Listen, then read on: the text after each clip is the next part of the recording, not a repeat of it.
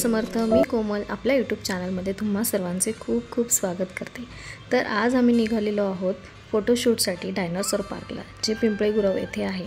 आणि dinosaur park हे आम्ही याच्यासाठी निवडलं कारण ते खूप मोठं आहे, लहान मुलांसाठी खेळायला पण खूप ॲक्टिव्हिटीज आहेत तिथे। तर त्यासाठी आम्ही तिथे गेलो होतो आणि इथे तुम्ही बघू शकता फोटोशूटची जी तयारी आहे ती चालू झालेली आहे। खरं तर ह्या गार्डनचं नाव जिजामाता उद्यान असे आहे, पण याला डायनोसॉर पार्क असे म्हणतात कारण तिथे डायनोसॉर खूप जास्त प्रमाणात त्यांनी स्टॅच्यू बनवून लावलेले आहेत। तर त्यासाठी ते डायनोसॉर पार्क म्हणूनच ओळखले जाते जास्त प्रमाणामध्ये। आणि इथे मोठ्या माणसांसाठी जे तिकीट आहे ते 20 रुपये आहे आणि लहान मुलांसाठी जे तिकीट आहे तर ते 10 रुपये आहे। आणि जर तुम्ही तिथे स्वतः म्हणजे कॅमेरा वगैरे घेऊन जात असेल तर त्या कॅमेऱ्याचे चार्जेस तुम्हाला एक्स्ट्रा द्यावे लागतात।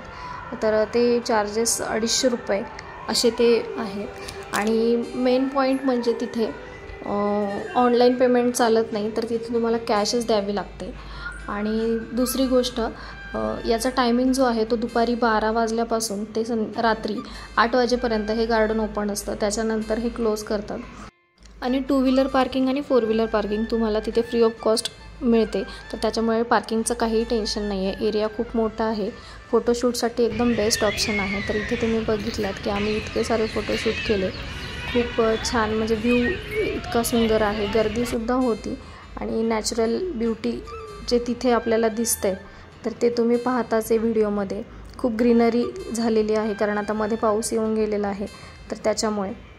तर परीचं फोटोशूट करण्यासाठी आम्ही तिथे गेलो आणि ती फोटोला जास्त रिस्पॉन्स करण्यापेक्षा आजूबाजूला जे लहान लहान मुलं खेळत होते तर त्यांच्याकडेच तिचं अट्रॅक्शन जास्त होतं।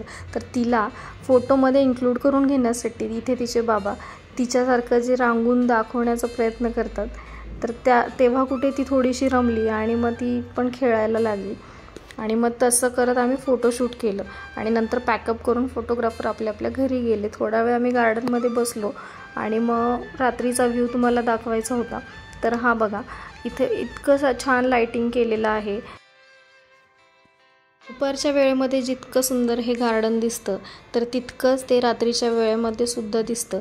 तर हा व्ह्यू बघितल्यानंतर तुम्हाला आठवलं असेल की लास्ट टाइम जो मी अटल बिहारी वाजपेयी गार्डनचा जो व्हिडिओ शेअर केला होता, तर तिथे सुद्धा अशा प्रकारे लाइटिंग केलं होतं। तर हा सीन पाहून मला सुद्धा तिथलीच आठवण झाली।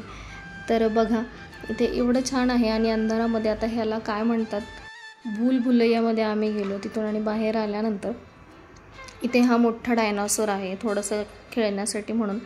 उत्कर्ष आणि वेंकी काव्याला घेऊन तिथे आतमध्ये गेले होते। इथून आतमध्ये स्टेप्स आहेत आणि पुढे गेल्यानंतर स्लाईड आहे, तर त्या स्लाईडमधून आपल्याला बाहेर यायचं असतं। असं काहीसं तो डायनोसॉरचा त्यांनी स्ट्रक्चर बनवलेलं आहे। तर इथे व्यंकटेश बघू शकता तुम्ही, त्यांची पॅन्ट जी आहे ती घसरतच नव्हती आणि मग नंतर शेवटी ते तसंच पाय मारत मारत त्या स्लाईडवरून खाली आले। त्याच्यानंतर आम्ही गार्डनमध्ये थोड्याफार ॲक्टिव्हिटीज केल्या। इथे काव्या मस्त खेळती आहे, इकडे तिकडे बघते, छान रमून गेली होती ती। या गार्डनचा डिटेल ॲड्रेस मी आपल्या डिस्क्रिप्शन बॉक्समध्ये दिलेला आहे। जर तुम्ही मोरवरती क्लिक केलं तर तुम्हाला खाली ॲड्रेससुद्धा येईल, टायमिंग आणि जे काही तिथे चार्जेस आपल्याला पे करावे लागतात तर ते सुद्धा मी तिथे मेन्शन केलेलं आहे। तर तुम्ही जर जवळपासच्या एरियामध्ये असाल तर या गार्डनला नक्की भेट द्या, खूप छान आहे लहान मुलांसाठी तसेच मोठ्या माणसांना देखील टाईम स्पेंड करण्यासाठी खूप छान ठिकाण आहे। फोटोशूटसाठी अत्यंत सुंदर ठिकाण आहे। तिथे तुम्ही maternity shoot, pre wedding shoot. 3 वर्षांपूर्वी मी या गार्डनला गेले होते आणि त्यानंतर आत्ता डायरेक्टली लेकीचं फोटोशूट करण्यासाठी आम्ही तिथे गेलो। आणि खरं सांगू का, फोटोशूट इतकं छान झालं, आम्हालासुद्धा 3 वर्षापूर्वीच्या सगळ्या आठवणी आठवल्या किंवा त्याच्यामध्ये झालेले चेंजेस ते सगळे आठवले। आणि आम्हीसुद्धा तितक्याच छान प्रकारे तिथे एन्जॉय केलं, मस्त झोका वगैरे खेळलो। पण लहान मुलांना खेळताना पाहून आपल्याला आपला मोह आवरत नाही आणि कधीकधी लहान मुलांसोबत आपण सुद्धा लहान होऊन आपलं लहानपण आठवावं किंवा जगावं, अशी त्यामागची एक धारणा। तर चला आता इथून एक्झिट आहे, एक्झिट करूयात कारण टायमिंग पूर्ण आम्ही 8 वाजून 10 मिनिटे झाले होते। तोपर्यंत तिथे तो सिक्युरिटी होता, तो शिट्ट्या मारतच होता की सर्व लोकांना बाहेर काढण्यासाठी। आणि हा सगळा बाहेरचा एरिया आहे। तर व्हिडिओच्या जर शेवटपर्यंत तुम्ही पोहोचला असाल तर पुढे काही मी फोटोज ॲड केलेले आहेत, तर ते एकदा तुम्ही नक्की बघा। आणि जर व्हिडिओ आवडला असेल तर व्हिडिओला लाईक करायला विसरू नका. चॅनलवरती जर नवीन असाल तर चॅनलला सबस्क्राईब करायला विसरू नका. पुन्हा भेटूयात आपण अजून एक अशाच नवीन आणि इंटरेस्टिंग व्हिडिओमध्ये. तोपर्यंत काळजी घ्या स्वतःची. Take care friends and bye.